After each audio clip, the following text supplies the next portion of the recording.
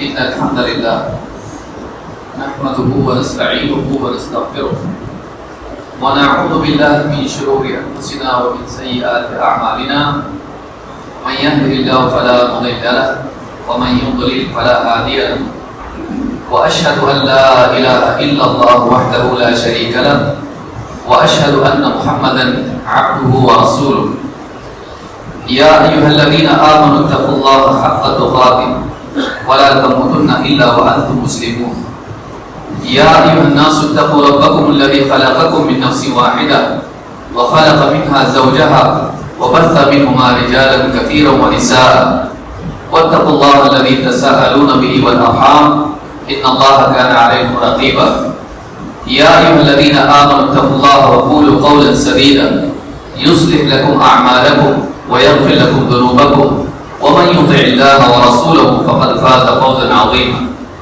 أما بعد فإن خير الحديث كتاب الله وخير الهدي هدي محمد صلى الله عليه وعلى آله وسلم وشر الأمور محدثاتها وكل محدثة بدعة وكل بدعة ضلالة وكل ضلالة في النار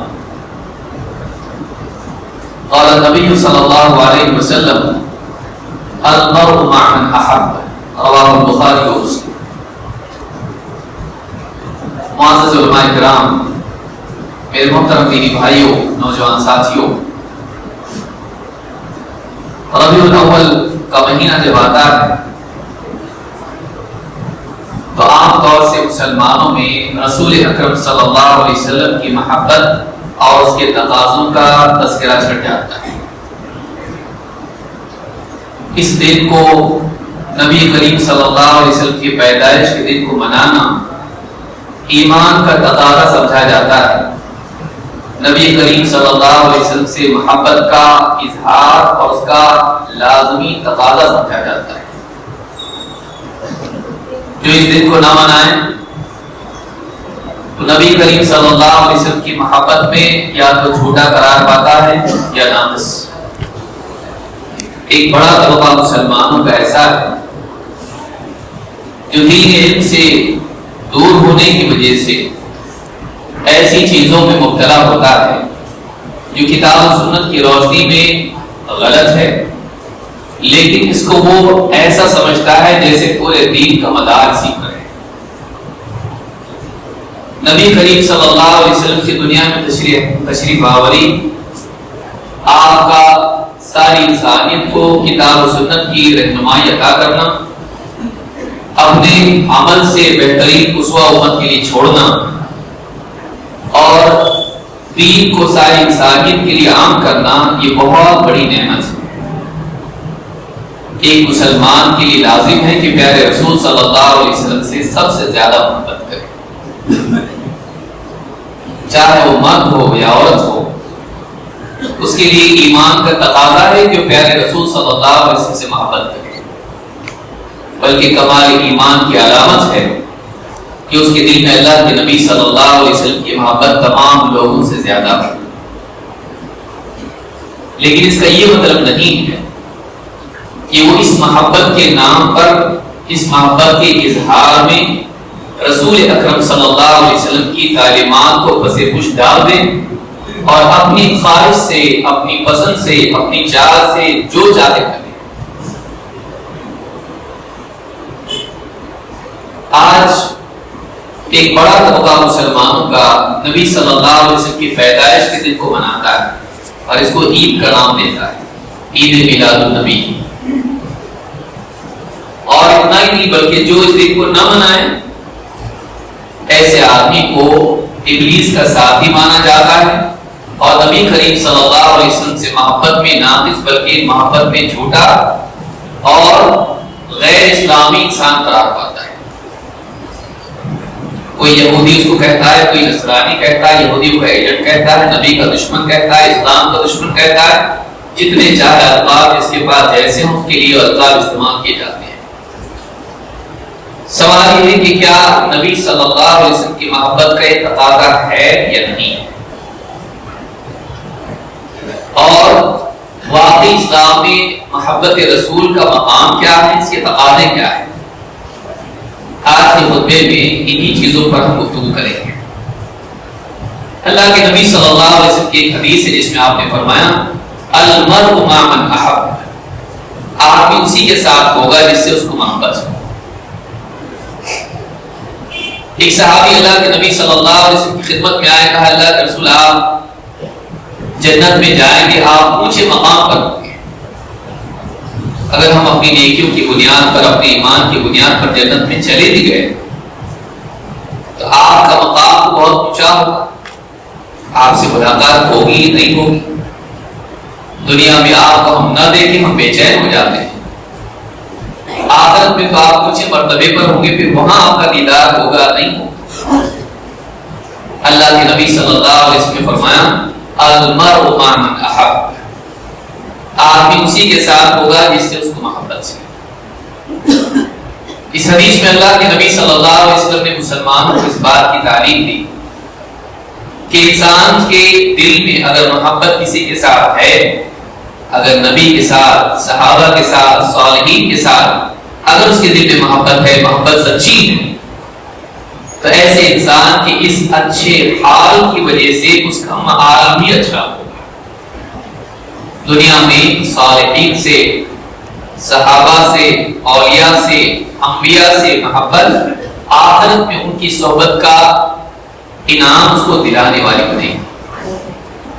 لہذا یہ معلوم ہوا کہ اللہ کے نبی صلی اللہ علیہ وسلم سے محبت نہ صرف ایک نیکی ہے بلکہ اس نیکی کا انعام یہ ہے کہ آخرت میں اللہ کے رسول صلی اللہ علیہ وسلم کی جنت کی صحبت اہل ایمان کو نصیب ہوگی، پھر جس درجے کی محبت ہوگی اس درجے کا قرب بھی ہوگا۔ اللہ کے نبی صلی اللہ علیہ وسلم سے محبت کی اہمیت دین میں کیا ہے اور کتنی محبت ہونی چاہیے، اس تعلق سے ایک حدیث ہے جس میں اللہ کے نبی صلی اللہ علیہ وسلم فرماتے ہیں لا يؤمن احدكم حتى اكون احب اليه من والده وولده والناس اجمعين۔ امام البخاری نے اس کو روایت کیا ہے، تم میں سے کوئی شخص واقعی مومن نہیں ہو سکتا جب تک کہ میں اس کے نزدیک، اس کے باپ، اس کی اولاد، بلکہ سارے لوگوں سے زیادہ محبوب نہ ہو جاؤں۔ حتی اکون احب الیہ من والدہ وولدہ والناس اجمعین، یہاں تک کہ میں اس کے نزدیک اس کے باپ سے جس کا وہ احترام کرتا ہے، اس کی اولاد سے جس کے ساتھ اس کا شفقت کا معاملہ ہے، اور سارے لوگوں سے چاہے ان کی خوبیوں کی بنیاد پر محبت ہو یا احسان کی بنیاد پر، سارے لوگوں سے زیادہ محبوب اگر میں نہیں ہو جاؤں تب تک کہ واقعی ایمان والا نہیں ہو سکتا۔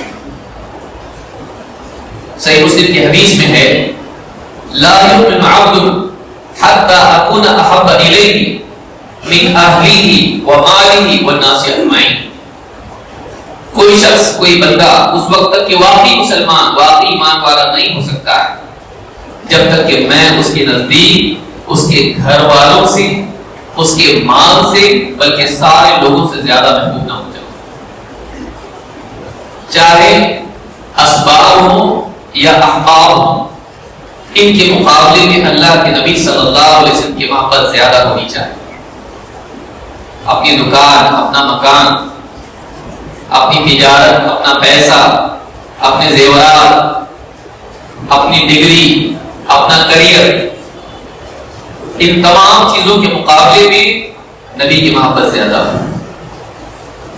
ماں باپ، بھائی بہن، رشتہ دار، اولاد، بیوی، بچے، سب ان کے مقابلے میں اللہ کے نبی صلی اللہ علیہ وسلم کی محبت زیادہ ہونی چاہیے۔ ایمان کا تقاضا یہ ہے کہ واقعی ایمان والا وہ ہے جو نبی کی محبت نبی کی محبت پر کسی اور کی محبت کو ترجیح نہیں دیتا، نبی صلی اللہ علیہ وسلم کی محبت کے مقابلے میں کسی اور کی محبت کو دل میں جگہ نہیں دیتا ہے۔ ساری محبتوں میں، بندوں کی محبت میں سب سے زیادہ محبت اللہ کے حبیب محمد عربی صلی اللہ علیہ وسلم سے ہم کو محبت ہونی چاہیے۔ ہاں، اللہ کی محبت سب سے زیادہ، لیکن بندوں میں اللہ کے سب سے عظیم شان بندے، سارے نبیوں کے سردار سید ولد آدم، اللہ کے نبی صلی اللہ علیہ وسلم سے سارے لوگوں کی سب سے زیادہ محبت ہونی چاہیے۔ لیکن یہ محبت صرف محبت کی حد تک ہو، اس محبت کے کچھ تقاضے بھی ہیں یا نہیں، یا اس محبت کے نام پر بس جشن سال میں ایک بار منا کے ہم سمجھ لیں کہ ہم نے محبت کا حق ادا کر دیا۔ اس محبت کے تقاضے کیا ہیں، ان کو بھی جاننا ضروری ہے کہ جب انسان کسی سے محبت کرتا ہے تو اس کی زندگی میں کچھ چیزیں پیدا ہوتی ہیں۔ صرف دل کی محبت کافی نہیں ہے، بلکہ اس کی محبت کے اظہار کے طور پر اس کی زندگی میں کچھ چیزیں آتی ہیں۔ وہ کیا چیزیں جو ہماری زندگی میں آنی چاہیے؟ رسول اکرم صلی اللہ علیہ وسلم کے مقصد کے تقاضے کیا ہیں؟ آئیے کچھ تقاضے اس میں سے ہم دیکھتے ہیں۔ سب سے پہلی چیز یہ ہے کہ پیارے رسول صلی اللہ علیہ وسلم سے محبت کرنے والا آپ کی تعظیم و توقیر کرے۔ نبی کریم صلی اللہ علیہ وسلم کا احترام دل میں ہونا چاہیے، صرف آپ کی ذات کا نہیں بلکہ آپ کی بات کا بھی احترام۔ کہ اللہ کے نبی صلی اللہ علیہ وسلم کا نام لے تو احترام کے ساتھ لے، آپ کی بات سامنے آئے تو عام لوگوں کی بات کی طرح اس کے ساتھ معاملہ نہ کرے، بلکہ پیارے رسول صلی اللہ علیہ وسلم کی بات ہے، اس کا مقام بہت اونچا ہے۔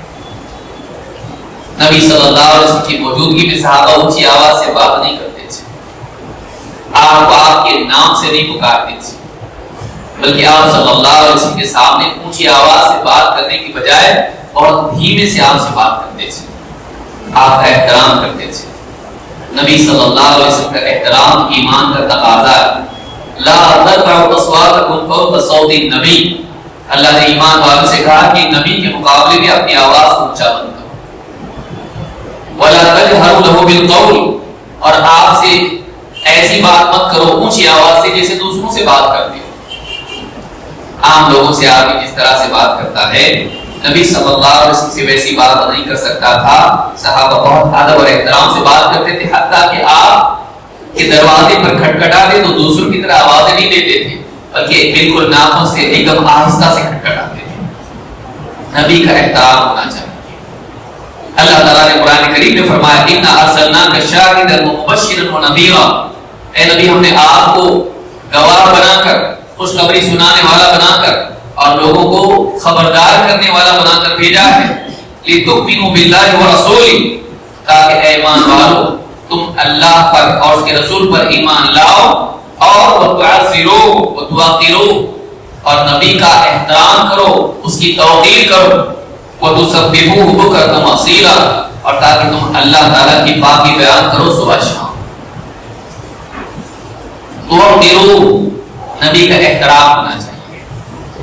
ایسا نہیں کہ آپ کے سامنے کوئی حدیث بیان کرے اور آپ عام لوگوں کی بات کی طرح اس کو نظر انداز کرتے ہیں، یہ نبی کی بات ہے، کسی اور کی بات نہیں ہے۔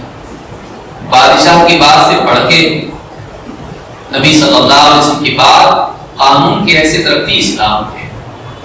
تو نبی صلی اللہ علیہ وسلم کا تذکرہ آئے، احترام دل میں ہو، آپ کی بات سامنے آئے، احترام دل میں ہو، خود تذکرہ کریں، احترام کے ساتھ کریں۔ تو سب سے پہلی چیز یہ ہے کہ نبی صلی اللہ علیہ وسلم کی تعظیم دل میں ہو، اور زبان پر بھی ہو، اور زندگی میں اس کا اظہار۔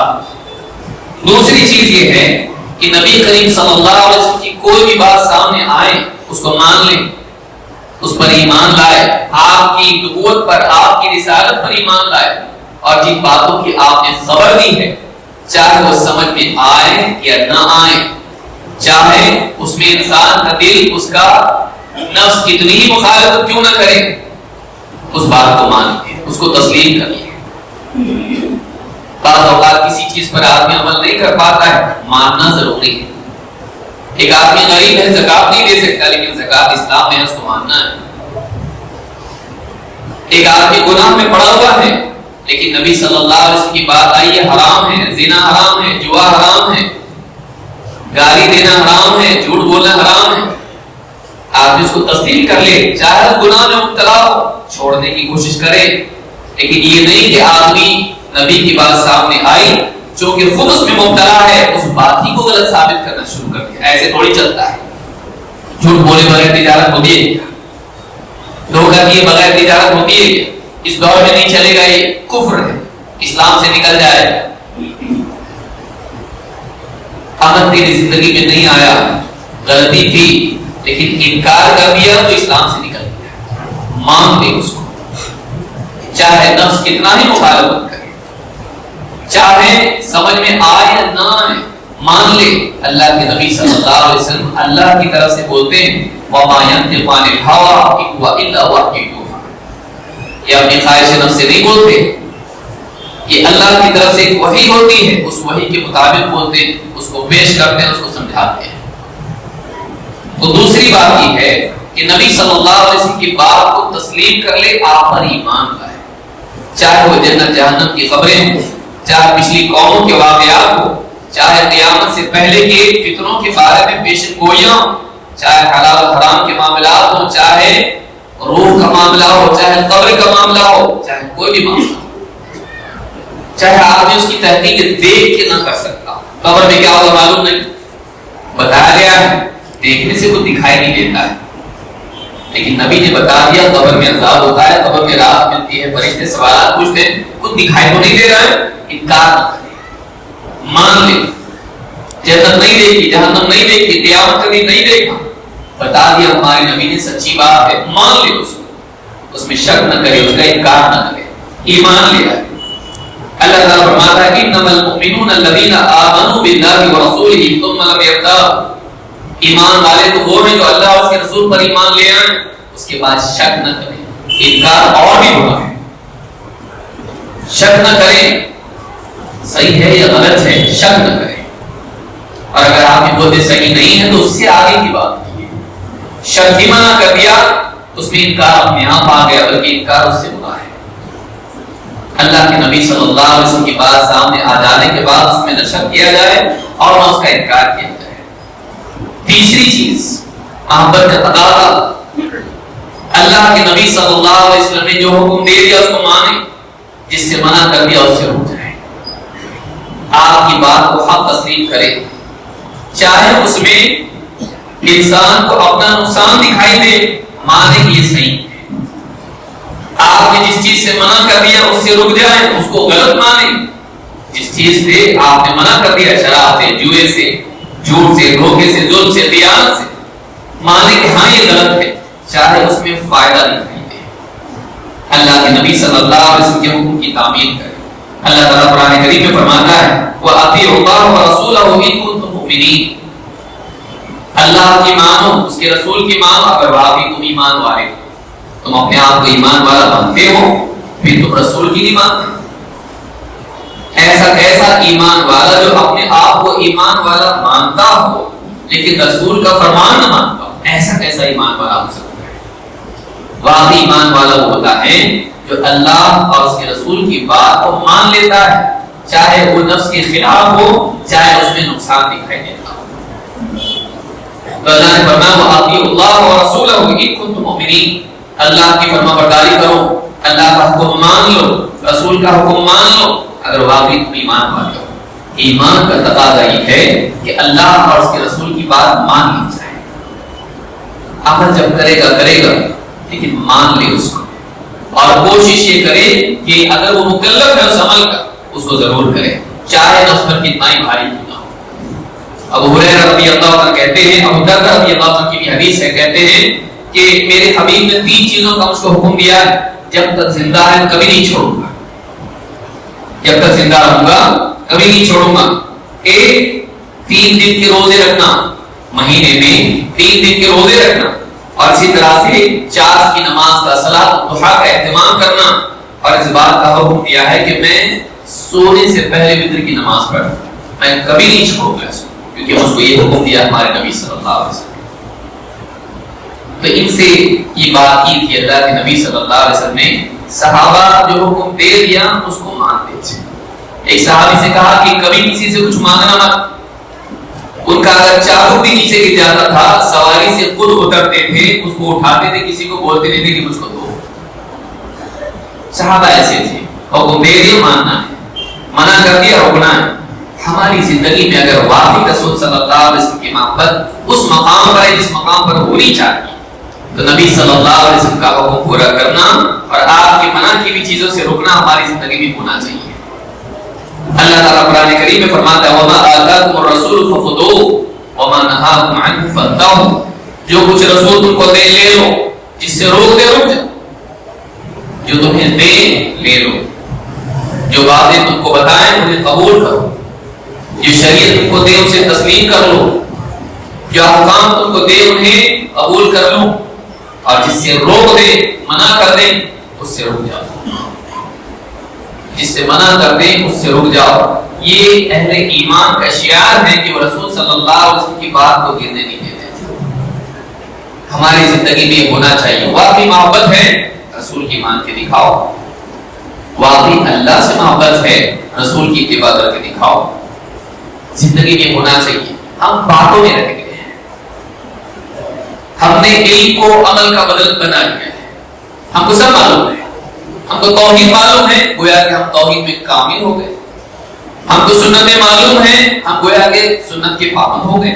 جب تک کہ آدمی کی زندگی میں وہ چیز نہ آئے، معلومات اس کا بدل نہیں بن سکتی ہے۔ معلومات پہلا قدم ہے، راستے کا جاننا پہلا قدم ہے، لیکن راستے پر چلے بغیر منزل تک نہیں پہنچتا ہے آدمی۔ صرف راستے کو جان لینے سے پہنچ جاتا ہے، صرف دوائی جان لینے سے آدمی شفایاب ہو جاتا ہے، صرف بیج جیب میں رکھ لینے سے، گھر میں رکھ لینے سے کھیتی اگ جاتی ہے، نہیں۔ جب تک کہ آدمی عمل نہ کرے نتائج نہیں آتے۔ دنیا کے بارے میں آدمی جانتا ہے، جیب میں دوا لے کر گھومنے والے کو سب بیوقوف بولتے ہیں جب تک کھاتا نہیں، لیکن دین کتابیں گھر میں ہیں، معلومات دماغ میں ہیں، زندگی میں نہیں ہے،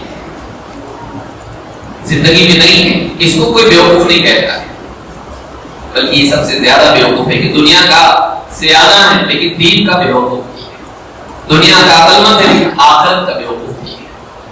تو معلوم ہوا کہ زندگی میں عمل آنا چاہیے، قرآن و سنت کے مطابق اس کی زندگی بنے۔ پانچویں چیز، نبی صلی اللہ علیہ وسلم کی سنتوں کا اہتمام زندگی میں۔ اللہ کے نبی صلی اللہ علیہ وسلم کون سا کام کیسے کرتے تھے ہماری زندگی میں آنا چاہیے۔ سنتوں میں مراتب ہیں، ان مراتب کا لحاظ رکھتے ہوئے اپنی زندگی میں چاہے کتنی چھوٹی، کوئی سنت چھوٹی نہیں ہوتی، لیکن دوسری سنتوں کے مقابلے میں چھوٹی بڑی تمام چھوٹی چھوٹی چیزوں کا بھی اہتمام ہونا چاہیے۔ نبی صلی اللہ علیہ وسلم ایک مرتبہ رات میں آپ سوئے ہوئے تھے، ابن عباس بھی اسی رات آپ یہاں قیام پذیر تھے، حضرت میمونہ رضی اللہ عنہ کے کمرے میں۔ کہتے نبی صلی اللہ علیہ وسلم اٹھے تو آپ نے آنکھیں ملی اور آپ پھر اٹھنے کے بعد میں باہر گئے اور آپ نے دعا پڑھی، قرآن کی آیتیں پڑھی، سورہ آل عمران کی آخری آیت، پھر آپ نے وضو کیا اور آپ نماز کے لیے آگے کھڑے ہو گئے۔ کہتے میں نے بھی ویسی، میں نے بھی اٹھنے کے بعد آنکھیں ملی اور میں نے بھی وہی عمل کیا جو نبی صلی اللہ علیہ وسلم۔ کتنے صحابہ اور کتنی روایت ہے، نبی صلی اللہ علیہ وسلم جو عمل جیسے کرتے تھے ویسے وہ کرتے تھے۔ نماز کی حالت میں آپ نماز جوتیاں پہن کے پڑھ رہے تھے، اس زمانے میں مسجدوں میں کنکریاں ہوا کرتی تھی، جوتیاں پہن کے پڑھ رہے ہیں۔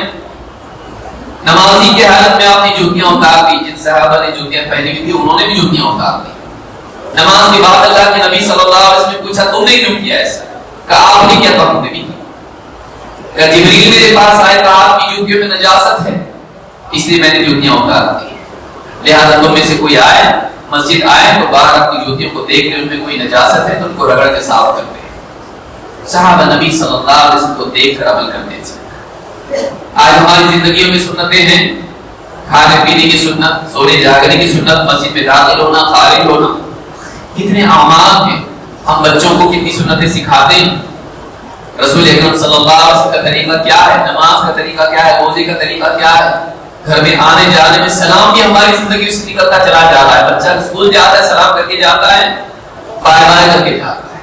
ہم انگریزوں کے طریقے ان کو سکھا رہے ہیں، نبی کا طریقہ نہیں زندگی سے۔ نبی کریم صلی اللہ علیہ وسلم کی سنتیں زندگی میں آنا چاہیے۔ بلکہ جمعہ کے بارے میں ہمارے بھائی نے بتایا کہ آپ بتا دیجیے آپ مسجد میں آئے ہیں تو بعض لوگ دیکھ رہے ہیں کہ بھائی یہ تو 2 رکعت نہیں پڑھے اور سیدھے ممبر پر چلے گئے۔ سنت یہی ہے، اللہ کے نبی صلی اللہ علیہ وسلم مسجد میں داخل ہوتے جمعہ کے دن خطبے کے لیے اور سیدھے ممبر پر چلے جاتے اور ممبر پر کھڑے ہو کے خطبہ سلام کر کے بیٹھ جاتے اور اس کے بعد میں اذان کے بعد خطبہ شروع ہوتا۔ سنت یہی ہے کہ امام براہ راست خطبے کے لیے ممبر پر چلا جائے مسجد میں داخل ہونے کے بعد۔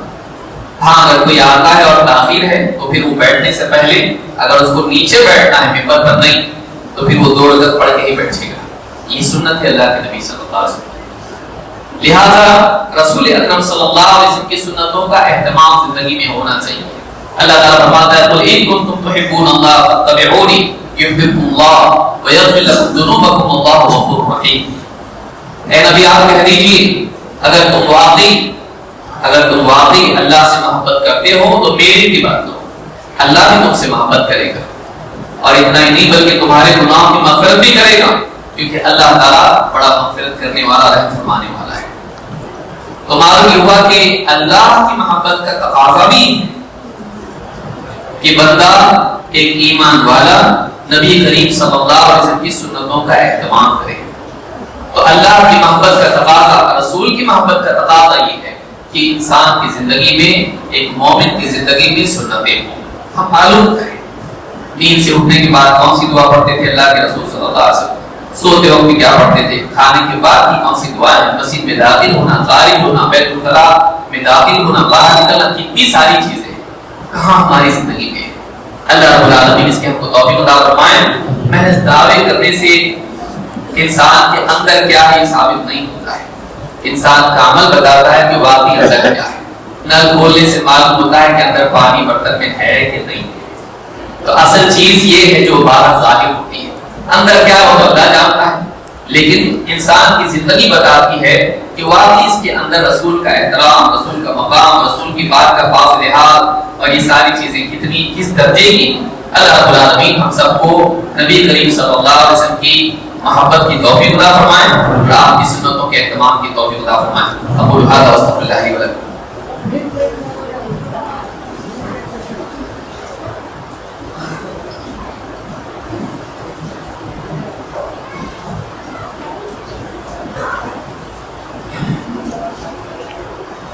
الحمد لله رب العالمين والصلاة والسلام على سيد الأنبياء والمرسلين وأشهد أن لا إله إلا الله وحده لا شريك له وأشهد أن محمدا عبده ورسوله خاتم النبيين صلى الله عليه وعلى آله وصحبه أجمعين. أما بعد, پہلے خطبے میں آپ نے سنا کہ نبی کریم صلی اللہ علیہ وسلم کی محبت ایمان کا تقاضا ہے, لیکن اس محبت کا تقاضا یہ ہے کہ ایک انسان اللہ کے رسول صلی اللہ علیہ وسلم کی ذات پر اور آپ کی تعلیمات پر ایمان لائے, آپ صلی اللہ علیہ وسلم کا احترام کریں, آپ صلی اللہ علیہ وسلم کے فرامین کو, آپ کے حکم کو پورا کریں, آپ صلی اللہ علیہ وسلم کی منع کی ہوئی چیزوں سے بچنے والا, اور اسی طرح سے زندگی میں جو بھی کام کریں خصوصاً دینی اعمال اور معاشرتی آداب,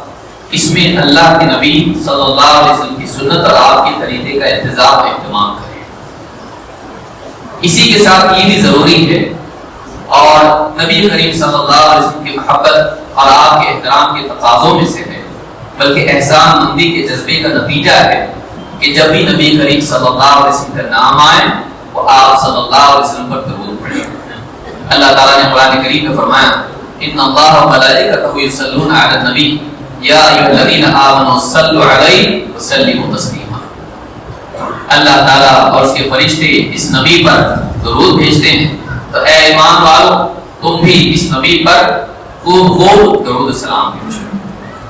صلوا علیہ وسلموا تسلیما, خوب خوب سلامتی کی دعا کرو, درود پڑھو.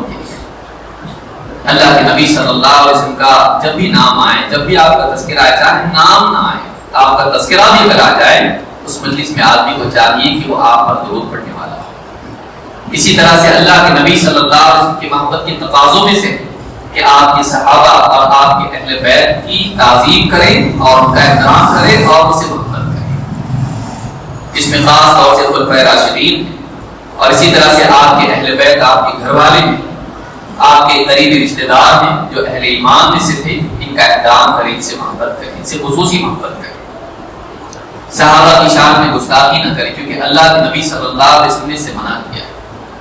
صحابہ کے خاص طور سے آپس کے اختلافات کا تذکرہ آئے تو ان کے بارے میں کوئی گستاخانہ کلمات زبان سے نہ نکلے, اس لیے کہ اللہ کے نبی صلی اللہ علیہ وسلم نے فرمایا اذا ذکر اصحابی فامسکوا, جب میرے صحابہ کا تذکرہ آئے یعنی ان کے آپس کے اختلاف کا تذکرہ آئے تو اپنی زبان کو روک لو.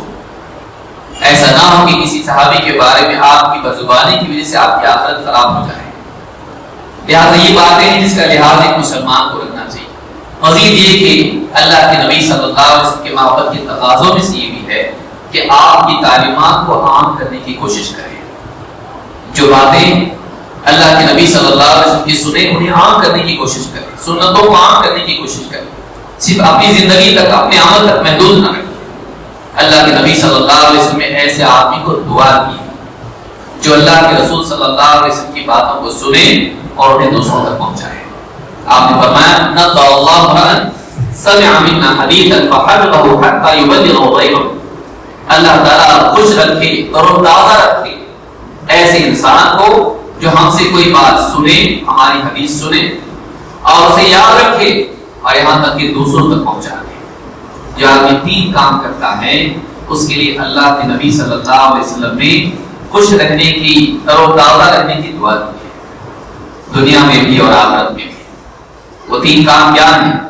ایک، اللہ کے نبی صلی اللہ علیہ وسلم کی احادیث کو سنے، ایسی مجالس میں جائے جہاں کتاب و سنت کی بات ہوتی ہے، دین دروس میں کتاب و سنت کی بنیاد پر جہاں بھی دین کی بات ہوتی ہے وہاں جائے، دین کی بات سنے۔